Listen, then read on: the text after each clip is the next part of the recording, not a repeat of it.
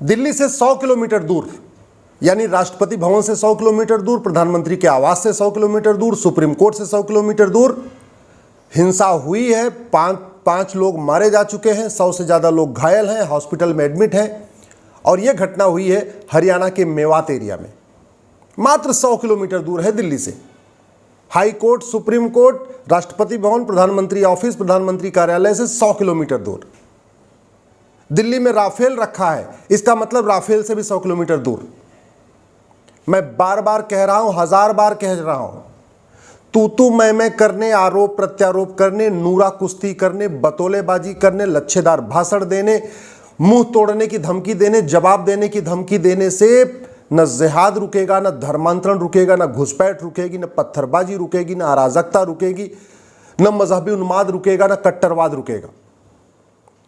WhatsApp पे video share करने, Facebook पे लिखने, ट्विटर पे ट्रेंडिंग करने से कुछ नहीं होगा। ये चीन में पत्थरबाजी नहीं होती, चीन में मजहबी उन्माद नहीं होता, चीन में आगजनी नहीं होती। और हरियाणा में केवल 22 जिले हैं, 22 जिलों में से 21 जिले हिंदू बहुल्य हैं। 21 जिलों में हिंदू ज़्यादा हैं। उन 21 जिलों में मुहर्रम का जुलूस निकलता है, ताजिया निकलता है, कहीं 1 इंच भी, कहीं एक पत्थर भी नहीं चलता। लेकिन हरियाणा के 22 जिले में से एक जिला नूह और मेवात, वहाँ से जब कांवड़ यात्रा निकलती है, वहाँ से जब शोभा यात्रा निकलती है तो 5 लोग मारे जाते हैं, 100 से ज़्यादा लोग घायल होते हैं, 40-50 गाड़ियाँ जला दी जाती हैं, पूरा कर्फ्यू लगा हुआ है, पुलिस वालों को गोली लगी है, होमगार्ड को गोली लगी है, कई सारे शिवभक्त मारे जा चुके हैं। क्यों? सब कुछ तो है, सुप्रीम कोर्ट है, हाई कोर्ट है, संविधान है, कानून है, सब कुछ तो है। जानते हैं क्या नहीं है? सठे साठ्यम समाचरे सिद्धांत के अनुसार हमारे पास कठोर कानून नहीं है। कानून घटिया है, न्यायिक व्यवस्था सड़ चुकी है, पुलिस व्यवस्था सड़ चुकी है, प्रशासनिक व्यवस्था सड़ चुकी है। यह इंडियन पिनल कोड 1860 का महाघटिया है, इसको उठा के फेंकना पड़ेगा। अगर वास्तव में हम मजहबी उन्माद जिहाद रोकना चाहते हैं तो हम अमेरिका के फेडरल पिनल कोड की तरीके, ये फेडरल पिनल कोड है, एक नया हमें इसी के पैटर्न पे इंडियन पिनल कोड बनाना पड़ेगा, जिसमें एक चैप्टर पत्थरबाजी भी हो, एक चैप्टर धर्मांतरण भी हो, एक चैप्टर घुसपैठ के ऊपर हो, एक चैप्टर मजहबी उन्माद हो, एक चैप्टर हेट स्पीच के ऊपर हो, एक चैप्टर हेट क्राइम के ऊपर हो, एक चैप्टर जेनोसाइड के ऊपर हो। ये सब इसमें है अमेरिका के फेडरल पिनल कोड में। क्यों नहीं हम इसको बना ले रहे हैं? क्यों नहीं इसकी हम कॉपी पेस्ट कर देते हैं? क्यों नहीं फेडरल पिनल कोड हम ले लेते हैं? कुछ सिंगापुर का ले लें, कुछ अमेरिका का ले लें, कुछ रूस का ले लें, कुछ चाइना से ले लें और सबको मिला के एक नया इंडियन पिनल कोड बना दें। क्यों नहीं हम पुलिस चार्टर लागू करते हैं कि अगर ये घटना घटेगी तो पुलिस ये काम करेगी, पकड़ेगी, गिरफ्तारी करेगी, घर को आइडेंटिफाई करेगी, घर अगर अवैध बना है तो घर गिराएगी। क्यों नहीं हम एक पुलिस चार्टर बना देते? क्यों नहीं एक जुडिशियल चार्टर लागू कर देते हैं कि 1 साल के अंदर मुकदमे का फैसला करना ही पड़ेगा। जो जज 1 साल के अंदर मुकदमे का फैसला नहीं करेगा उसको सस्पेंड किया जाएगा, उसको टर्मिनेट किया जाएगा, उसको नौकरी से हटाया जाएगा। जस्टिस विद इन ईयर का कॉन्सेप्ट हम क्यों नहीं लागू कर रहे? जब तक भारत में जस्टिस विद इन ईयर, 1 साल के अंदर न्याय व्यवस्था शुरू नहीं होगी, 1 साल के अंदर मुकदमों का फैसला शुरू नहीं होगा, 1 घंटे में FIR दर्ज करना मैंडेटरी नहीं होगा, 1 महीने के अंदर जांच पूरी करना मैंडेटरी नहीं होगा, 1 साल के अंदर मुकदमे का फैसला अनिवार्य करना मैंडेटरी नहीं होगा, तब तक ऐसे अराजकता भी रहेगी, मजहबी उन्माद भी रहेगा, पत्थरबाजी रहेगी, सब कुछ चलता रहेगा। हम 1861 का पुलिस एक्ट क्यों ढो रहे हैं? हम क्यों नहीं उसको उठा के फेंक देते? क्यों नहीं सिंगापुर, रूस, फ्रांस, चाइना, वहां के अमेरिका के पुलिस एक्ट को देखते हैं, उसको कॉपी करके एक नया हम 1 नेशन 1 पुलिस कोड लागू करते हैं कि पूरे देश की पुलिस एक तरीके से काम करे। ऐसा नहीं होना चाहिए कि यूपी में तो बुलडोजर चले लेकिन हरियाणा में बुलडोजर न चले। क्यों नहीं 1 नेशन 1 पुलिस कोड लागू कर देते? क्यों हम ये जो एविडेंस एक्ट है 1872 का, उसको आज भी ढो रहे? क्यों नहीं नार्को पॉलीग्राफ ब्रेन मैपिंग कानून बनाते हैं जिससे फटाफट सच्चाई सामने आ जाए?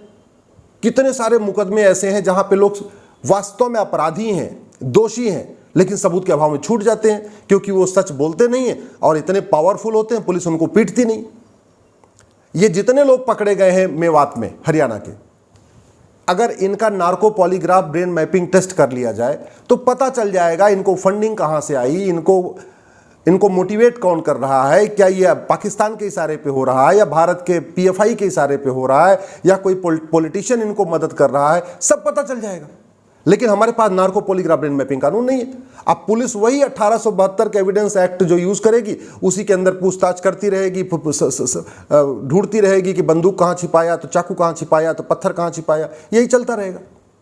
नार्को पॉलीग्राफ ब्रेन मैपिंग कानून हो, 2 दिन के अंदर पता चल जाएगा किसने मोटिवेट किया, किसने इनको फंडिंग किया, इनका पूरा मकसद क्या था, इन्होंने जो बंधक बनाया था उस बंधक बनाने का मकसद क्या था। क्या ये वो 4000 लोगों की हत्या करना चाहते थे? जो इनके पास बुलेट आई, जो इनके पास राइफलें आई, वो कौन दे रहा है? कहाँ से फंडिंग आ रही है? कहाँ से पैसा आ रहा है? जो इतना सारा पूरे मेवात एरिया में मस्जिदें बन चुकी हैं अवैध रूप से, वो उसका पैसा कहाँ से आता है? कौन पैसा देता है वहाँ मस्जिद बनाने का? जो इतने मदरसे चल रहे हैं, उन मदरसों में क्या क्या सिखाया जाता है, क्या पढ़ाया जाता है, मदरसों की फंडिंग कहाँ से हो रही है, सब पता चल जाएगा नार्को पॉलीग्राफ ब्रेन मैपिंग कानून हो। लेकिन हमारे पास नहीं है। मैं बार बार रिपीट कर रहा हूं, देश के, दुनिया के सबसे राष्ट्रवादी, मेहनती, ईमानदार प्रधानमंत्री हमारे मोदी जी हैं। इसके बावजूद उनके घर से 100 किलोमीटर के दूर पे आगजनी हो गई और कुछ नहीं कर पाए। दुनिया के सबसे टैलेंटेड जज, chief justice of India justice Chandrachud है, लेकिन सुप्रीम कोर्ट से 100 किलोमीटर के दूर पे आगजनी हो गई, सुप्रीम कोर्ट कुछ नहीं कर पा रहा है। चीफ जस्टिस ऑफ इंडिया साहब भी कुछ नहीं कर पाएंगे। कानून घटिया है, न्यायिक व्यवस्था सड़ चुकी है। दुनिया के सबसे पावरफुल इस समय डेडिकेटेड, डिटरमाइंड गृह मंत्री हमारे अमित शाह जी हैं, लेकिन देख लीजिए क्या हुआ, आगजनी हुई है। मनोहर लाल खट्टर जी बहुत ईमानदार हैं, राष्ट्रभक्त हैं, सब कुछ हैं, लेकिन देख लीजिए आगजनी हुई है। और इतनी सारी योजनाएं हैं, अल्पसंख्यक कल्याण मंत्रालय चल रहा है, अल्पसंख्यक के नाम पे इतनी सारी योजनाएं चल रही हैं, खूब वेलफेयर भी हो रहा है, फ्री का मकान भी है, फ्री की राशन भी है, फ्री की दुकान भी है, वजीफा भी है, सब कुछ है।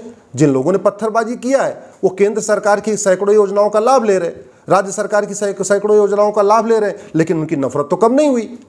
नफरत इसलिए नहीं कम हुई क्योंकि जो मदरसों में सिखाया जाता है ला इलाहा इल्लल्लाह, अल्लाह के अलावा और कोई इबादत के लायक नहीं, जो अल्लाह को न माने वो काफिर है, काफिर को मारो, पीटो, कन्वर्ट करो, सब कुछ करो। दुनिया में कहीं पे भी, जहाँ पे भी मदरसा है वहाँ शांति नहीं है। इसलिए रूस ने बैन कर दिया है, चीन ने बैन कर दिया, इजराइल ने बैन कर दिया, जापान ने भी बैन किया हुआ। क्यों नहीं हम समान शिक्षा लागू कर देते कि देश में 16 साल तक यानी 10वीं तक सब बच्चे एक किताब पढ़ेंगे, कॉमन सिलेबस होगा, कॉमन करिकुलम होगा। उसके बाद जिसको बाइबल पढ़ना हो, कुरान पढ़ना हो, पहले 10वीं तक कॉमन एजुकेशन ले ले, उसके बाद वो कुरान पढ़ता रहेगा, बाइबल पढ़ता रहेगा। क्या इसमें क्या, कहाँ से दिक्कत आ रही है? कर सकते हैं। तो हमने कॉमन एजुकेशन सिस्टम लागू नहीं किया। 1937 का शरीयत एक्ट जो विशेष दर्जा देता है वो आज भी चल रहा है। भाई इस देश में मजहब के आधार पर इतने कानून बने हुए हैं। अंग्रेजों ने मजहब के आधार पर कानून बनाए, फिर कांग्रेस ने मजहब के आधार पर कानून बनाए, वो कानून तो चल रहे हैं। जब मजहब के आधार पर कानून चलते रहेंगे तो मजहब में भाईचारा कैसे आएगा? दो संप्रदायों में भाईचारा कैसे आएगा?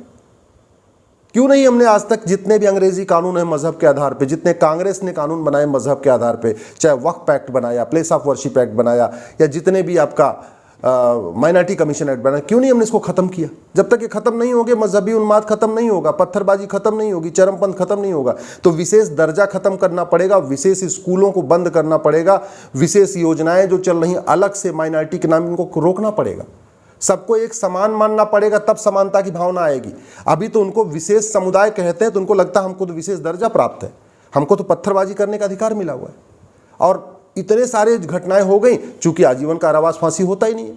कश्मीर में दंगा करने वालों को आज तक आजीवन कारावास फांसी नहीं हुआ, बंगाल में दंगा करने वालों को आज तक आजीवन कारावास फांसी नहीं हुआ, केरल में दंगा करने वालों को आज तक आजीवन कारावास फांसी नहीं हुआ, मणिपुर वालों को भी नहीं होगा, मिजोरम वालों को भी नहीं हुआ, नागालैंड वालों को भी नहीं हुआ, तो हरियाणा वालों को कैसे हो जाएगा? जब तक ये सड़ी हुई न्यायिक व्यवस्था बदली नहीं जाएगी, घटिया पुलिस एक्ट नहीं बदला जाएगा, 1 नेशन 1 सिविल कोड लागू नहीं होगा, 1 नेशन 1 पिनल कोड नहीं लागू होगा, 1 नेशन 1 जुडिशियल कोड लागू नहीं होगा, 1 नेशन 1 टैक्स कोड लागू नहीं होगा, 1 नेशन 1 एजुकेशन कोड लागू नहीं होगा, तब तक ये अराजकता बंद नहीं होगी। इसलिए मैं आप सबसे निवेदन करता हूँ, उठिए, जागिए, अच्छे कानून की मांग करिए, नहीं तो ये मजहबी उन्माद की आग एक दिन आपका भी घर जला देगी।